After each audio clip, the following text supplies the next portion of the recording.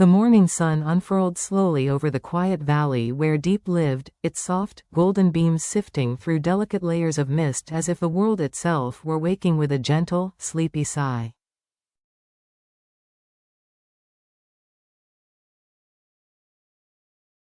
The valley was always hushed at this hour, birds trading early melodies, the river murmuring far beyond the fields, and the breeze carrying the simple, comforting scent of soil warmed by the sun.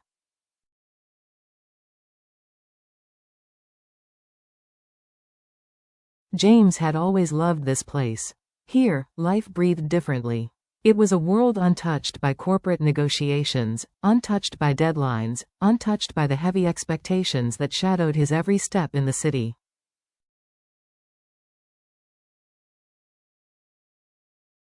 And now, as he stood outside Deep's small wooden house, hands tucked quietly into his pockets as he waited for her to return from the market, he felt something he rarely allowed himself to feel: calm.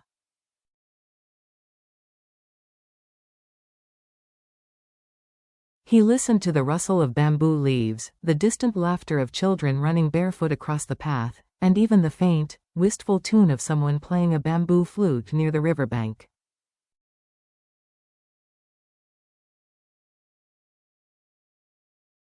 It struck him how easily this place could strip away his armor. Here, he wasn't the CEO's son or the reluctant heir.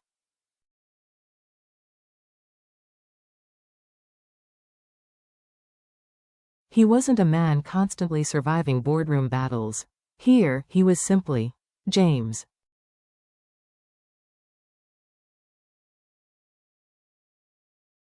One day, he whispered to himself, "I'll bring Deep in me here, just to watch the clouds drift quietly across the sky."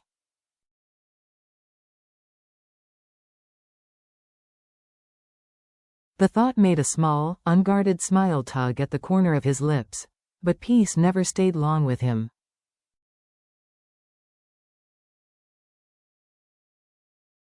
His father's voice, cold, sharp, and unforgettable, cut through the quiet like a blade.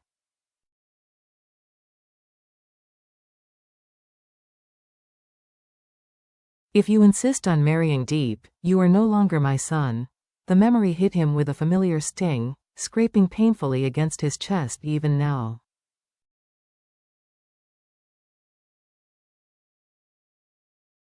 His father, calculating and unbending, was a man who worshipped legacy, influence, and bloodlines more than he ever worshipped love.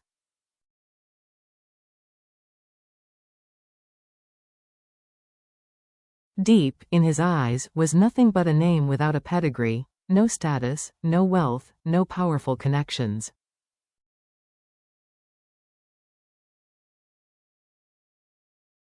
But Deep had something James had searched for his whole life: sincerity. He closed his eyes and let out a long, heavy exhale.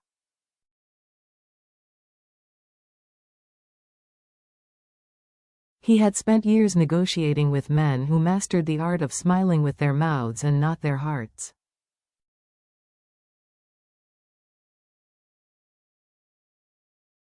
Men who lied as easily as they breathed.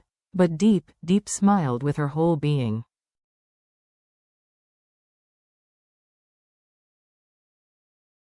She spoke without masks. She loved without conditions. And now, his mother, gentler than his father but still bound by tradition, had begun quietly preparing for a wedding.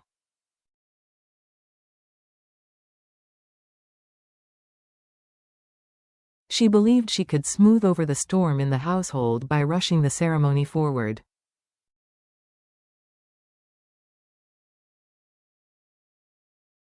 Her intentions were kind. She wanted harmony, she wanted her son to be happy, she wanted to hold onto the illusion that time could fix what stubbornness refused to soften.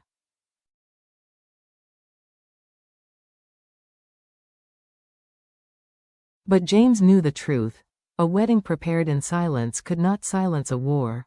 He glanced at the locked door of Deep's home, still empty, still waiting for her return, and murmured into the stillness.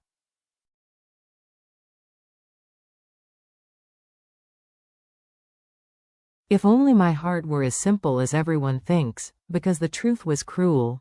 He was torn, between loyalty and love, between the family that raised him and the woman who taught him what it meant to breathe, between the expectations he had lived under for decades and the future he wanted to build with his own hands.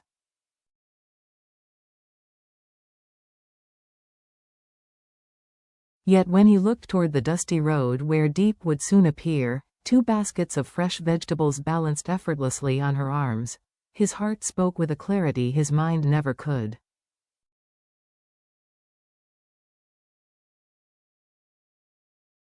No matter what happens, I will choose her. The wind brushed his cheek as if giving its quiet blessing.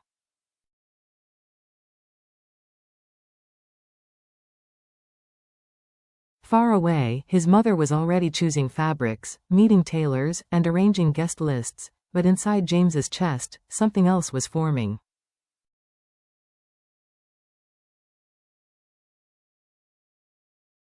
A quiet rebellion, a promise, a fear he refused to admit aloud.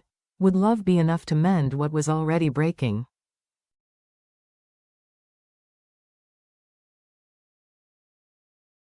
Diep finally appeared, walking down the dirt path with her sleeves rolled to her elbows, her cheeks warm from the sun, strands of hair sticking stubbornly to her temples.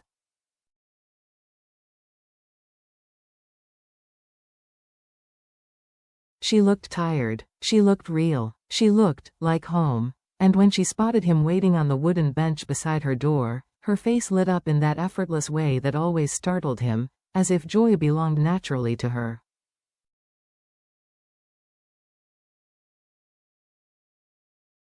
That smile, James thought. That smile is the reason I'm still standing, James. Diep laughed softly as she set down the baskets.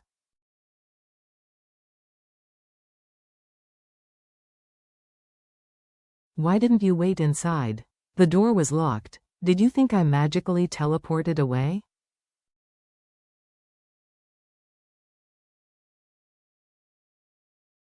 He chuckled, though the warmth in his eyes dimmed before he could stop it. I didn't mind waiting.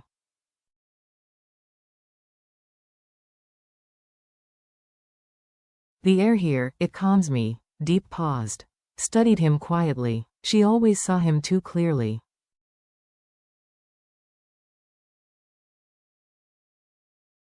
Something's wrong, isn't it? He wanted to say no. Easier, safer, quieter. But Diep heard the things he didn't say, the things he tried to hide even from himself.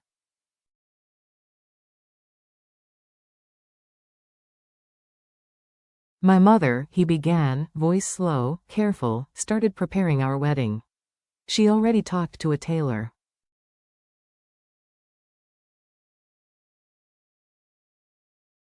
She wants us to go try outfits soon. Diep's eyes widened, her breath catching, then softening into something shy, warm, filled with a tenderness she rarely allowed herself to show.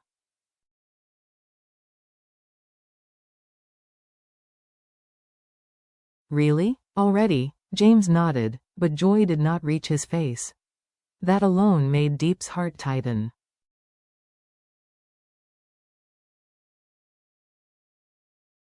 But your father, she whispered. There it was, the fear neither could escape. His father's fury hovered over them like a dark cloud, unavoidable, unrelenting.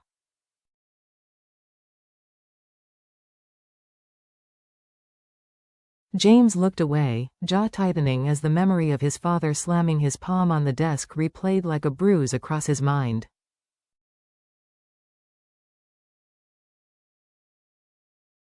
He won't accept us, James said quietly. And I don't know how much more damage this will cause.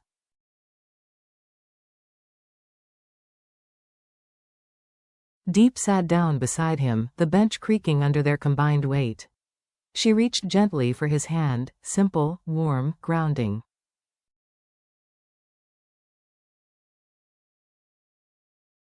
I don't need a grand wedding, she whispered.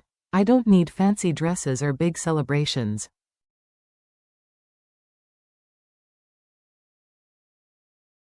I just need you. If your parents accept me, I'm grateful. If they don't, I still choose you.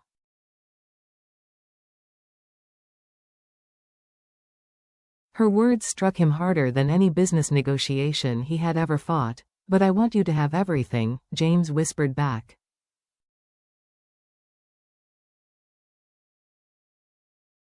"You deserve more than what I can give right now. My company's unstable. My father is angry.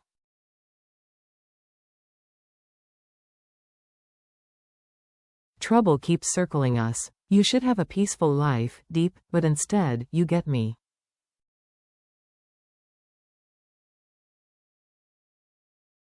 Deep shook her head, brushing her fingers over his knuckles. "You are my peaceful life," she murmured.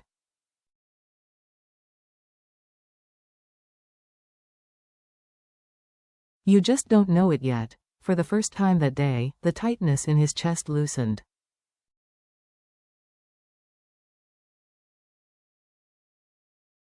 They sat there in silence, listening to the wind weaving softly through the trees.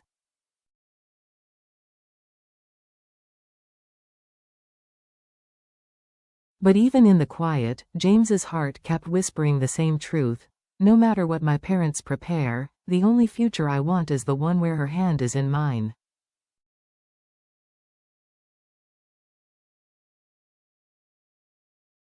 The next morning arrived wrapped in warm sunlight, a soft golden blessing spilling into their small routines.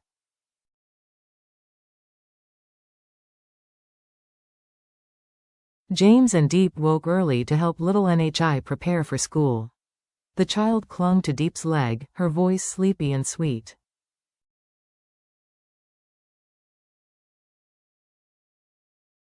"I missed Miss Deep so much." Deep kissed her forehead with a tenderness that made James pause.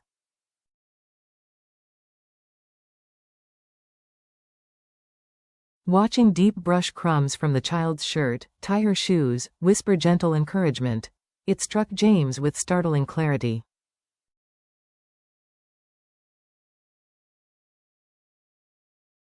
"This is the future I want. A simple life, warm mornings, laughter drifting softly through a small home."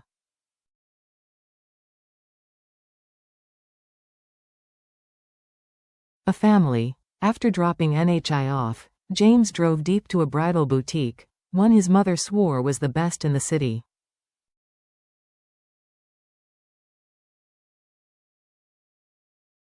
Deep didn't know where they were headed. "Where are we going, James?" she asked, eyes curious.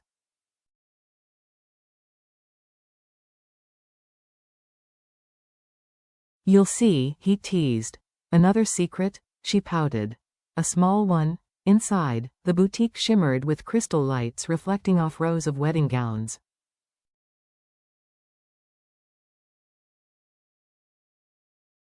Soft music filled the air, sweet and delicate. Deep froze.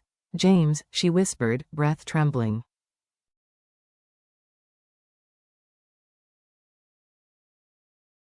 "This place, it's too beautiful." She looked almost afraid to step any further.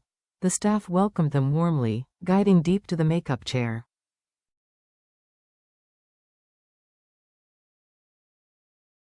James stepped back, watching as the stylist curled her hair, dusted blush onto her cheeks, and tied a delicate ribbon behind her head.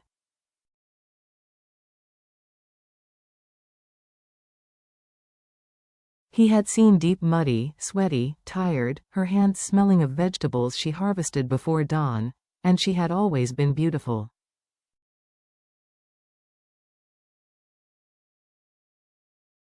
But here, she glowed. When she stepped out in the first gown, a gentle white dress that flowed like water, James forgot how to breathe.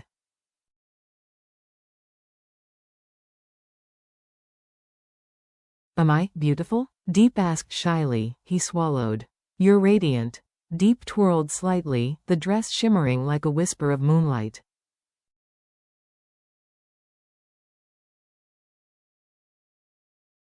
As she tried more gowns, something heavy settled in James's chest. His father's words returned again and again.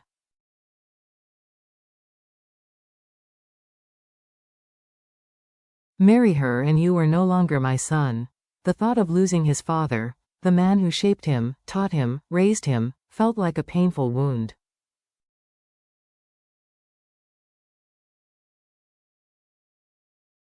But the thought of losing Deep, that would destroy him. Later, when Deep stepped back into her simple clothes, glowing with gratitude, she whispered,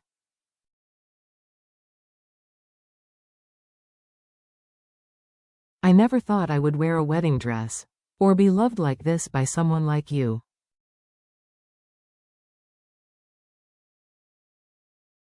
James said nothing, just pulled her into his arms, holding her against the fear clawing inside him.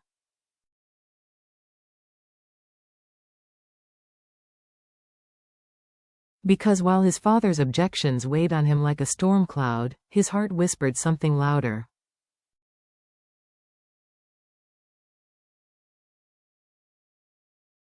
"I will fight for her. Even if it costs everything I once belonged to." He knew then what he had never dared admit.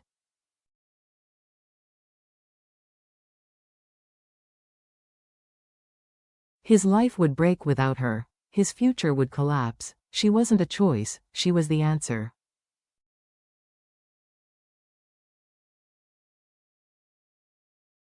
The drive home was quiet, not from fading joy, but from something deeper settling between them.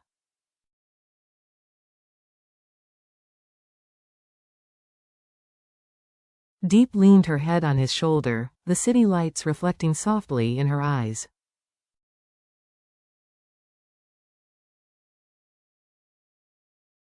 "James," she whispered, hesitant, "what if your father never agrees?" He tightened his grip on the steering wheel.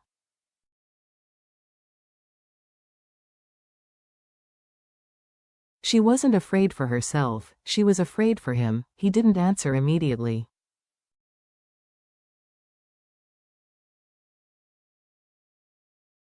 Instead, he pulled over beside the lake where they had once weathered their hardest days.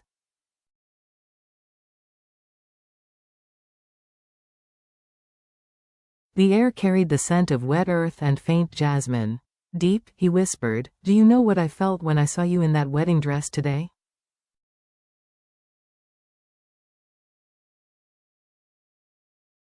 She looked up, eyes wide.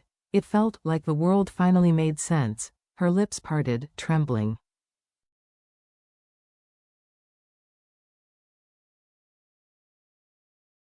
"But yes," he admitted, voice thinning, "my father is angry.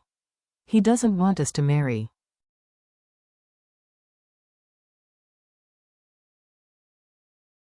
"And it hurts more than I thought." Deep's eyes softened with worry. "I don't want you to lose your family because of me."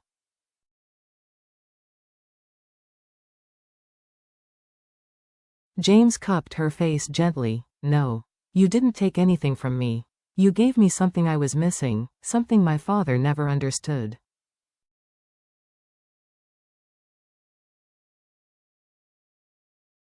He breathed slowly. "You gave me peace. A home. A future I actually want." A tear escaped Deep's eye.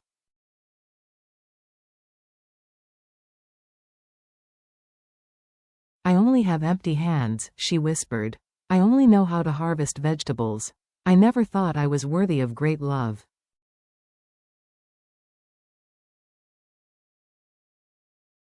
James pulled her into his arms before she could say another word. "You are the only woman I've ever been certain about.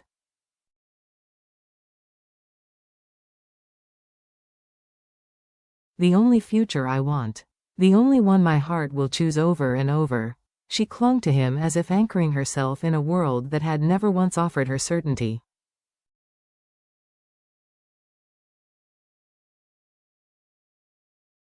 Then he spoke the words he'd carried for months.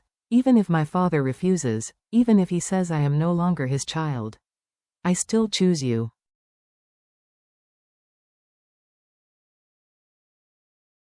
Deep gasped, tears trembling. "And when he realizes that loving you makes me stronger, not weaker, he will understand."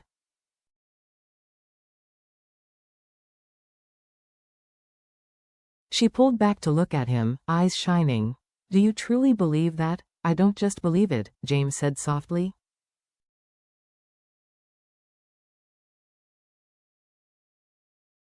"I feel it. Every time I look at you." He placed her hand over his heartbeat. They sat there, wrapped in an intimate silence that said more than words ever could.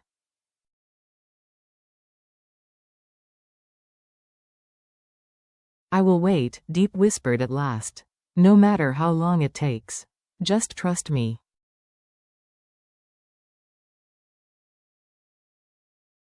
James lifted her hand and kissed it. I don't just believe in you, Deep. I believe in us.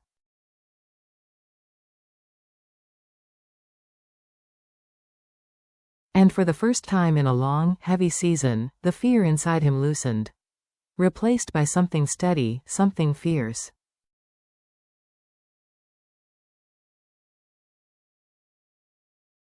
A love that would wait. A love that would fight. A love willing to stand against time, family, and fate itself.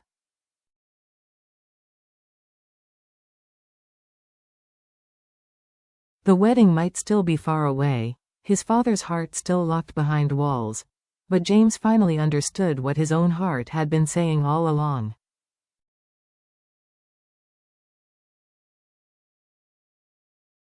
Where Deep is, that is where my life belongs.